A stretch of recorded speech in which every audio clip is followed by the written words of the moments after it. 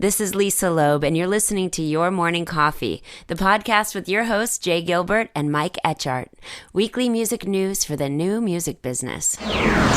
From Daniel Kreps at Rolling Stone, class action lawsuit accuses Spotify of engaging in Payola with its discovery mode.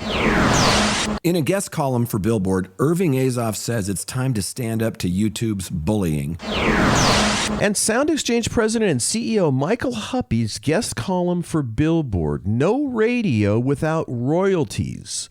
New rules for a new era. Well, much to cover, Jay. We had a great time at Music Tectonics, and we're glad everyone is listening today. So we're going to start the show right about now. Stand by for transmission. This is London calling. Wake up! The revolution is at hand! Your morning coffee is on the air. On the air, on the air, on the air, on the air, on the air. Standing by.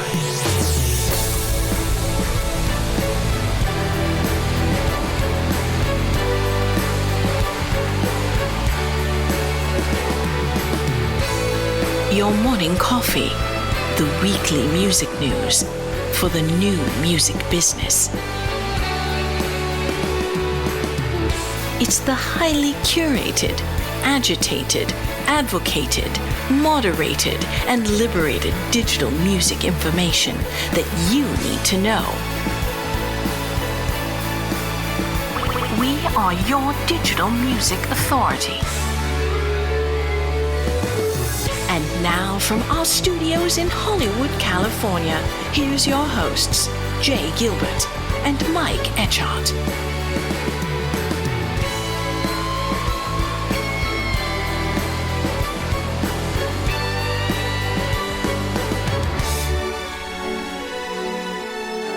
Good to see you, Jay. Here we are, starting another week. Can you believe it? Yeah, it was great. We got to hang out this last week. You mentioned in the intro the Music Tectonics, which, you know, we had sort of a universal reunion with you and me and Lisa and Albie and Wendy. It was just, it's always so cool to see the, get the old band back together again. It was fun. And, and we've talked about this before. When you go to these events, and you went to the Music Managers Forum, which I did not get a chance to go to, but then we were both together at Music Tectonics. The panels are fantastic. It's great to expand your knowledge base and all that stuff. But then it's great in between panels to just bump into people you know, or pick up on conversations and listen to what people are talking about. And it's such a wonderful environment to just kind of absorb and kind of just see where everybody's talking about. It's a neat experience. Yeah, and we got to hang out with the folks over at the Shure microphone booth. We sure and did. sort of geek out on all of that stuff. It was really cool. And you mentioned the Music Managers Forum. Sharon Tapper, who's the executive director of Music Managers Forum in the U.S., she puts on quite the event. She has Wesley helped. He's the VP of Music Managers Forum US. So the two of them, and I'm sure they have a whole team, but those were the two that I spoke with. And I moderated a panel with some really smart people. It was called Building Vertical Artist Teams, the Modern Manager's Approach. So get this. Here are the 5 people, and I know that's a lot of people on a panel, but we made it work, right? So here are the 5 people. Chris Knight, who's the GM, Rock Nation Management. We had Heather Kulker from Dream Shop Management. Tyler Brigode, who's the GM from Red Light Management. He was on. Really great insights. Ken Conser, who's from Foundations Artist Management. And a really interesting cat, Dowda Leonard, who is, he's the CEO of Create Safe, but he's also Grimes manager. And it was just a fantastic conversation, but they go by too fast. You only have maybe, 45 minutes or an hour. And it just, there's a clock in the back of the room. And I'm looking back there and I look up and it's like, oh, I've got 50 minutes. And then I look up 2 minutes later and it's like, oh, I got 3 minutes left. It just goes by really, really fast. But I really appreciate Sharon and Wesley and the team over there at Music Managers Forum. That was one of the most fun I've had at a conference. Well, and big shout out to Dmitry Vitsa and his team for putting on Music Tectonics. Oh, yeah. It's a lovely event at a lovely venue there in Santa Monica on the beach. Yeah. And, it was just a lovely week, man. I had a great time. Yeah, I agree. That is one of my favorite conferences, and you're poolside, and some of those panels were really good. I love the one on metadata and AI. Leveraging metadata in the age of AI. Yeah, that was a wonderful one. My friend Alan from TiVo Music Metadata was on that panel. The moderator was absolutely fantastic. This lawyer from Disco. And it was just a great time. And it's one of those things that you and I look forward to every single year. Yes, indeed. And dare I say, you've got another Behind the Set List event coming up. Yeah, we do. We just released a really interesting Behind the Set List podcast. And this one, unfortunately, I was traveling and couldn't be on this interview. But Glenn Peoples interviewed Sean Willits, and he's a Bob Dylan historian. And he's the one that wrote the 125-page liner notes for the new bootleg series, Volume 18, Through the Open Window. So that's Bob Dylan, 1956 to 1963. And it's just a fascinating conversation. I'm really sad I wasn't able to attend that. But we recorded an episode yesterday with Lady A, which was one of my favorite to date. Sometimes you just forget you're recording, and you're just having a conversation with somebody who's interesting. That's fun. It has similar interests, and they're just really great people. And then just really quickly, in the next couple of weeks, we're going to be interviewing Kenny Wayne Shepherd. Can't wait for that. And John Five, who is now, of course, in Motley Crue, but was in Marilyn Manson's band. Fantastic guitar player. Great guitar player. And Great you and I were player. talking about his collection of Fender Telecasters. It's legendary, and his Kiss Museum and all this other stuff. But yeah, thank you for mentioning that. We've got some fun things coming on the Billboard Behind the Set List podcast that I do with Glenn Peoples. Very cool indeed. Some interesting things in the news. Interesting piece from Tom Skinner over at NME. There are no hip hop songs in the U.S. Top 40 for the first time since 1990. It is hard to believe that could even be a thing, Jay. No hip-hop songs for the first time in the U.S. Top 40 since 1990. I know, that's crazy. But there's still, several rap tracks that are sitting just outside of the top 40 that, they could be on the chart later. Songs like Young Boy, Never Broke Again's Shot Callin', number 43, Big X, The Plug, and Ella Langley, Hell at Night, that's number 50, and Cardi B and Kalani's Safe, which is at number 57. So there's some things sort of in orbit there. But that headline really surprised me. No hip-hop songs in the U.S. Top 40 for the first time since 1990. That's crazy. Yeah, another interesting piece by Xander Zellner over at Billboard. How many AI artists have debuted on Billboard's charts? So Zanya Monet, who became the first AI-powered artist to debut on an Airplay chart this last week, is one of several AI-driven acts to chart over the past 2 months. Right. So they put together a list. So here's a recap of, just 5 AI artists who've appeared on Billboard's charts. And these are in order of their debut. And you just mentioned Zania Monet. That's really the first AI artist, animated avatar created by Mississippi-based songwriter Talisha Nikki Jones. She writes the lyrics and has used Suno, along with help, from some other humans, to create these songs. Right. Also, artist Unbound, the AI-assisted project by songwriter Terrence Ledoux, debuted at number 47 on the Emerging Artists chart with the track You Got This. Its catalog has earned, check this out, 5.5 million official streams. Number 3, Enly Blue, the AI-assisted project by songwriter Thong Viet, that debuted at number 44 on the Emerging Artists charts, thanks largely to the track Through My Soul.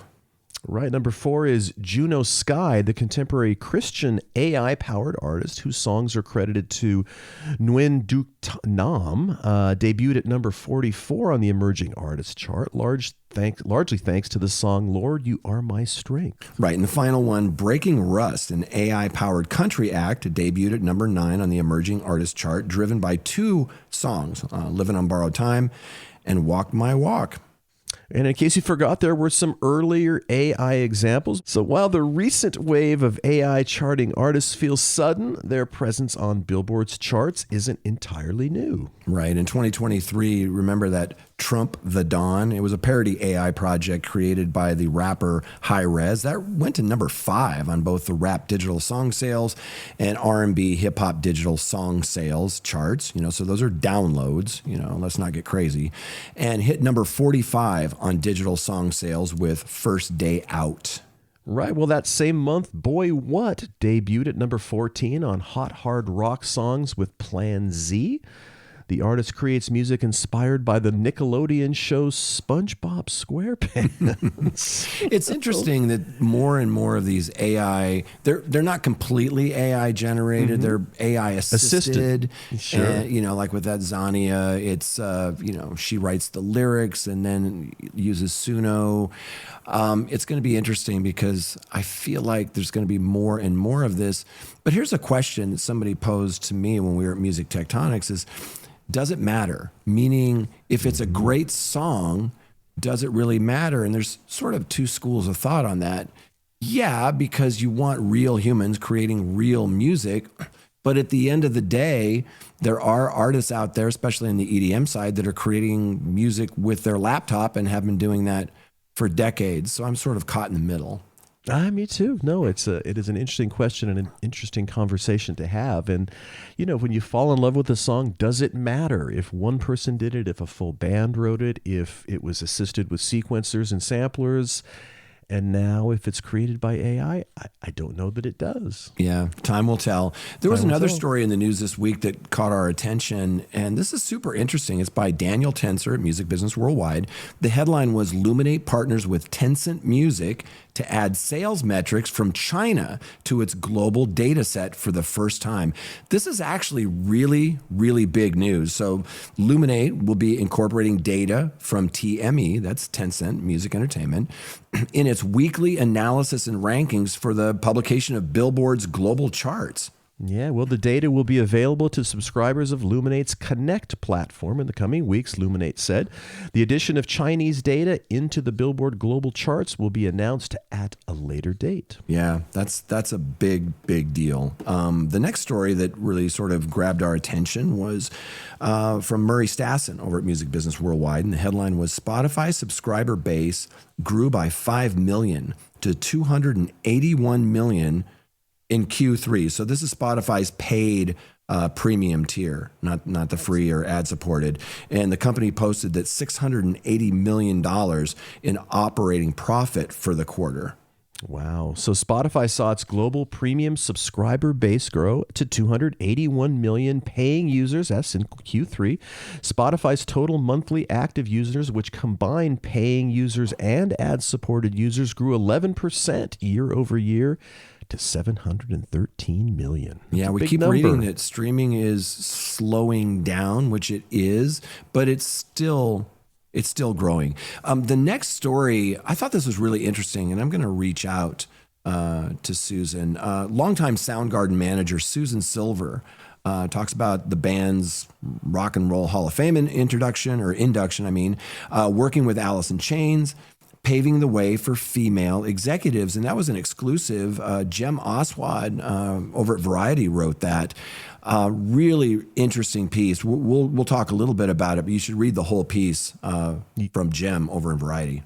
Yeah, absolutely. And after nearly 40 years of articles and books and documentaries and deluxe reissues and whatnot about the band and the scene, there is one key person whose story hasn't really been told. Susan Silver, who managed Soundgarden and Alice in Chains and Screaming Trees during their peak years of success and helped guide all three to the upper echelons of the music world. And that was a busy, crazy time. And can you imagine managing those three bands at that time? Man, what a handful that must have been. I can't even imagine. And then there was a piece that was in Rolling Stone that we found really interesting. It was written by Jeff Robbins. I actually had an email exchange with Jeff this week because I love this stuff so much. The headline was How Data Ownership Can Reshape the Artist-Fan Relationship and the Industry Itself. So, just as artists fight for control of their masters, they also have to fight for their control of their audience relationships. Right. As musician James Blake recently put it, for the last decade, we've seen companies harvest our fan data, which means phone numbers and emails of people who come to see us. He says, I've played to millions of people in my lifetime, and I wouldn't know how to connect or how to contact them to tell them I've got a show coming up. Right. When artists don't own their own fan data, they don't own their future. And the industry loses the benefits of a unified, centralized view of its audience. Without it, Blake said, I'd liken it to a heist. Musicians are in the hands of the people who own their data, ultimately. So the article talks about actionable steps artists can take now. The good news is that any artist, from a DIY newcomer to a global touring act, can start reclaiming their fan relationships. Here are 3 immediate steps. Number 1 is acquisition. Capture the right fan data. Number 2 is analysis. Turn data into understanding. And number 3 is activation. Use data to drive action and revenue. Right. And finally, Jeff writes, owning fan data is not simply a business tactic. It's an infrastructure that ensures that bond between artist and audience is preserved in a way that supports long-term industry health. So check out the entire article by Jeff Robbins in Rolling Stone, and we've put a link to it in your morning coffee. Yes, indeed. Well, Jay, before we jump into the big stories, what do you say we thank the folks that brought us to the party? We are very fortunate to have some really wonderful folks help us put the show on every week. Yeah, we're very fortunate. The Your Morning Coffee podcast is sponsored by SoundCloud. Keep 100% of your earnings. SoundCloud has launched the first true all-in-one subscription for artists, so artists have even more ways to earn and keep what's theirs. Creators can distribute, monetize, and grow their fan base all in one place. 100% of the royalties on every distributed track across every major platform, and direct fan support with no cuts. Just complete control over your music and your earnings. Learn about it. Learn about this all-in-one artist subscription today with a 1-month free trial. Just use a promo code YMCFREE.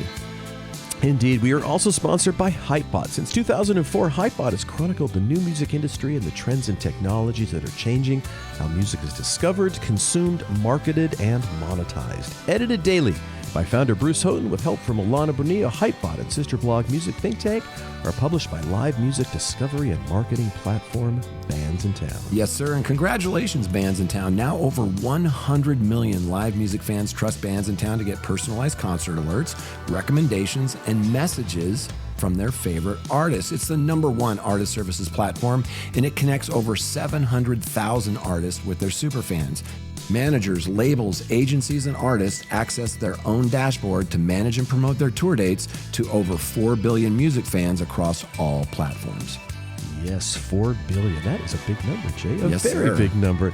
And every week I get to hang out with this guy. In fact, I got to see him actually in the flesh last week. He is Jay Gilbert, music industry consultant, curator of the weekly Your Morning Coffee newsletter, and a former executive with Universal Music, Sony Music, and Warner Music Groups. Yeah, it was a fun week. I got to hang out with Mike Etchart, longtime host of Sound and Vision Radio, formerly of SST Records, Warner Music, Capital EMI, and Universal Music Group.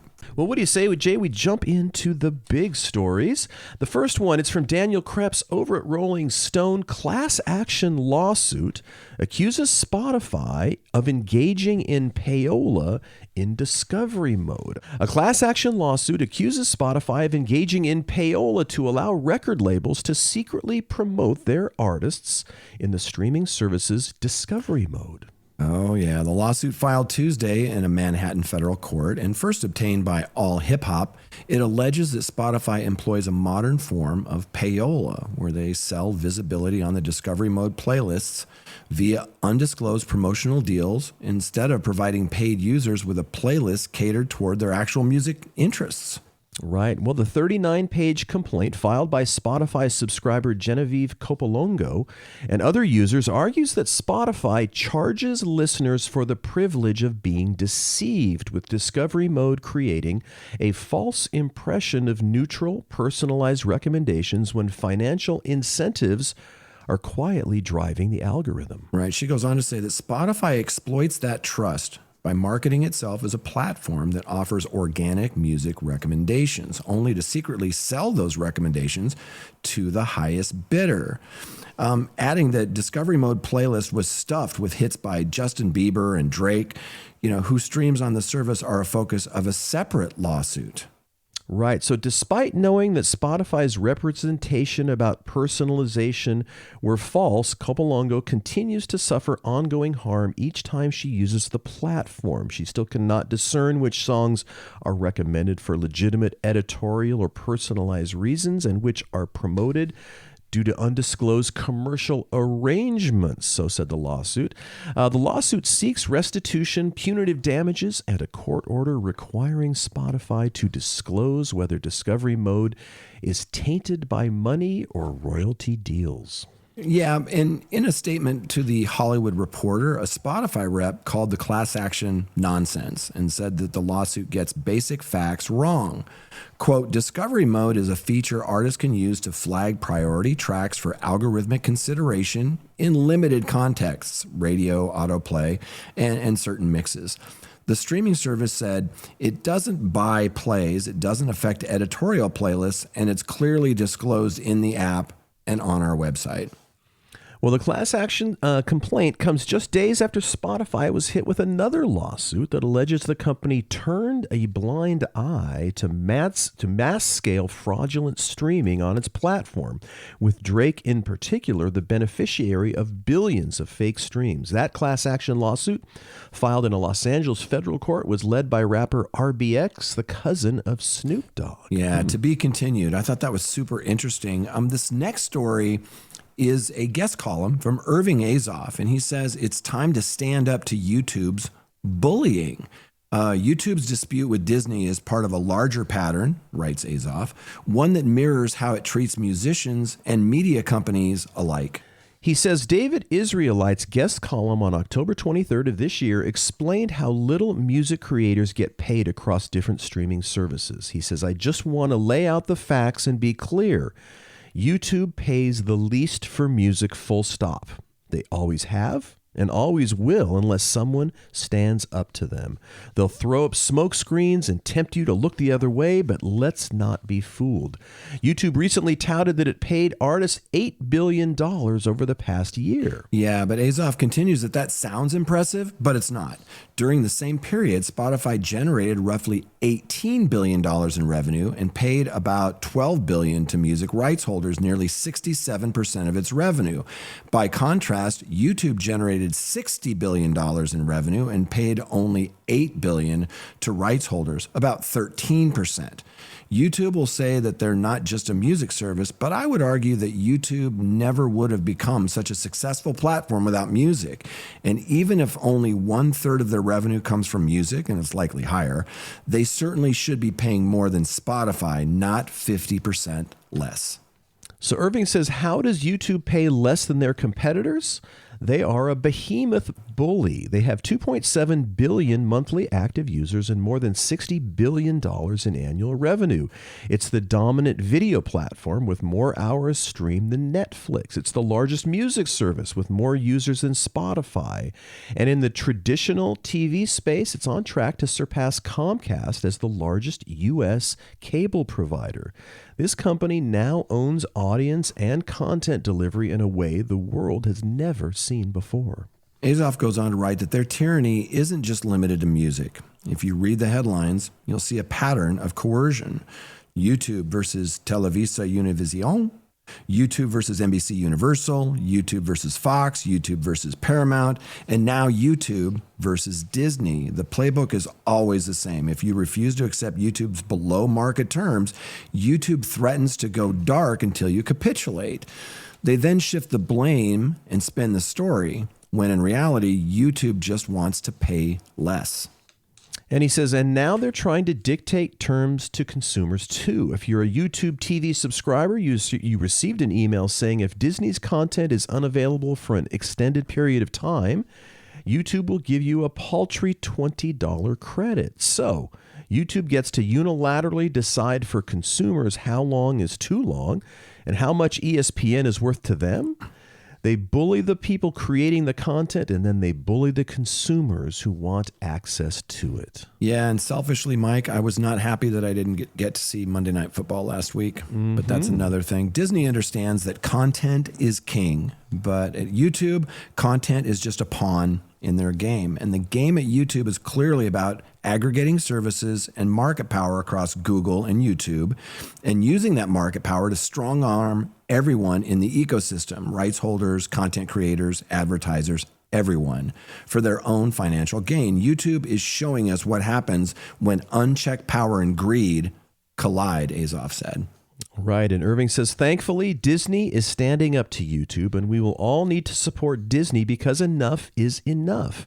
As artists, consumers, and companies, let's voice our support for Disney in this battle with YouTube. And in parallel, Washington needs to take a good, hard look at YouTube's abuse of market power and explore whether it's time to break up Google so that YouTube, YouTube Music, and YouTube TV are separate businesses that finally have to compete on a level playing field. Wow. Right. He ends it to say, YouTube, without the artists, athletes, and actors, there is no business. And for those of you who have been hiding under a rock, Irving Azoff is a chairman and CEO of the Azoff Company and a personal manager of some bands you might have heard of, the Eagles, Bon Jovi, U2, John Mayer, and many, many others.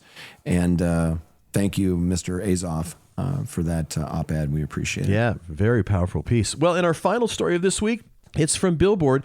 No radio without royalties. New rules for a new era. This is a guest column. So Sound Exchange president and CEO Michael Huppe calls for the passage of the American Music Fairness Act, which would pay artists royalties for radio play.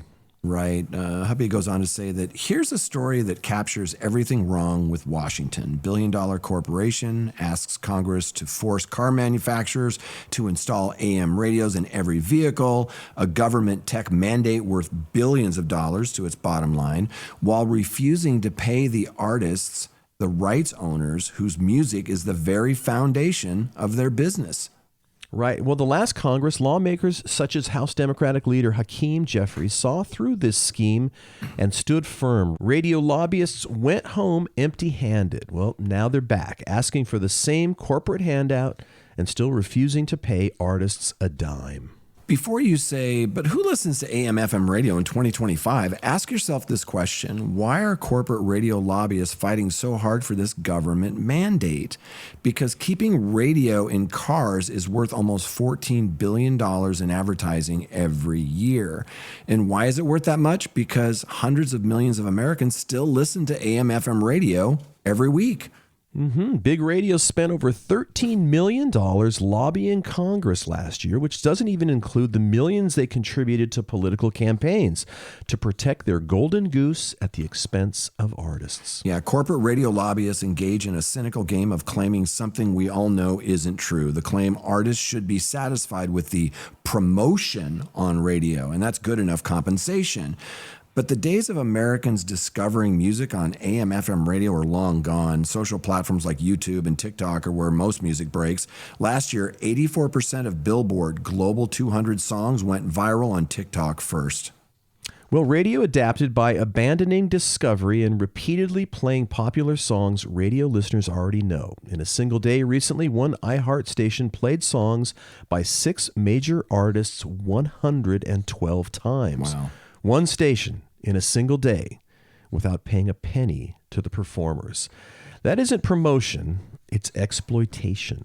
Yeah, that's why the last Congress rejected radio lobbyists' effort, to pass the AM in Every Vehicle Act, and why they must again reject it unless radio corporations agreed to tie it to the American Music Fairness Act that you and I talk about all the time, American Music Fairness Act, that ensures artists are paid fairly when their songs are played on the radio. Right. Well, under the American Music Fairness Act, small and community stations would only have to pay between $10 and $500 a year to play all the music they want. The bill also gives radio corporations the opportunity to tell the Independent Copyright Royalty Board what they think the performance royalty rate should be. If radio conglomerates believe their airplay has promotional value, they can make their case. Right. For some reason, AM/FM radio companies think that they're special and that principles of copyright shouldn't apply to them. Every other platform pays artists, the performers, for the work they do. Spotify, Pandora, SiriusXM. Only AM/FM radio, the most established music platform, claims it should be exempt from this concept. Right. For years, corporate radio lobbyists engage in cynical practices to block music legislation. But now they are the ones who want Congress to act. And that gives music creators power. And they are speaking out with one voice. Yeah, over 300 artists from Aerosmith, Barbra Streisand, Jelly Roll, Mariah Carey. They wrote Congress earlier this year for passage of the American Music Fairness Act.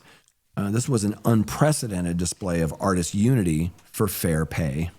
And just this week, Boyz II Men, Gloria Gaynor, Mike Love, Sammy Hagar, Smokey Robinson, and others called on congressional leaders to pair the AM bill with the American Music Fairness Act.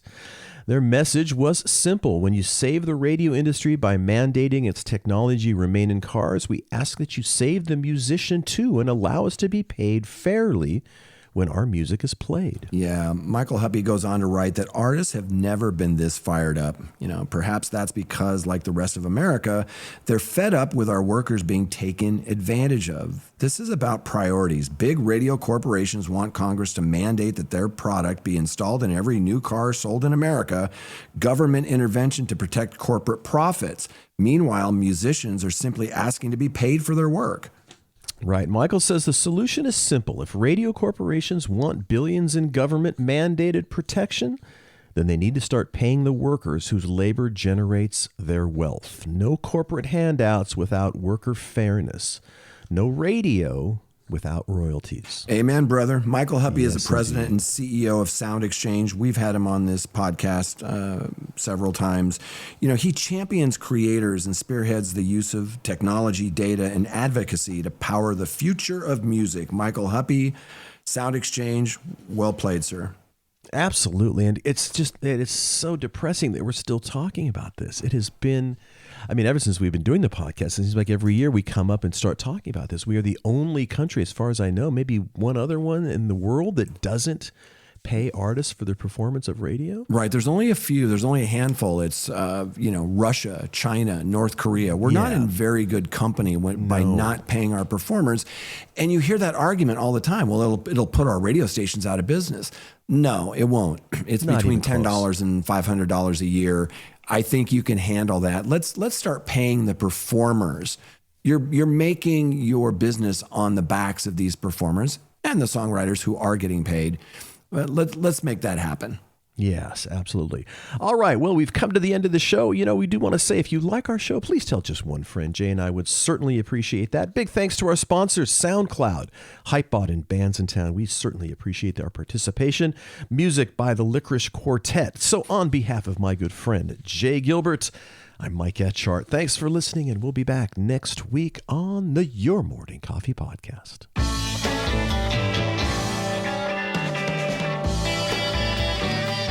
You've been listening to Your Morning Coffee, the weekly music news program for the new music business. Join Jay Gilbert and Mike Etchart next time for the digital music news you need to know.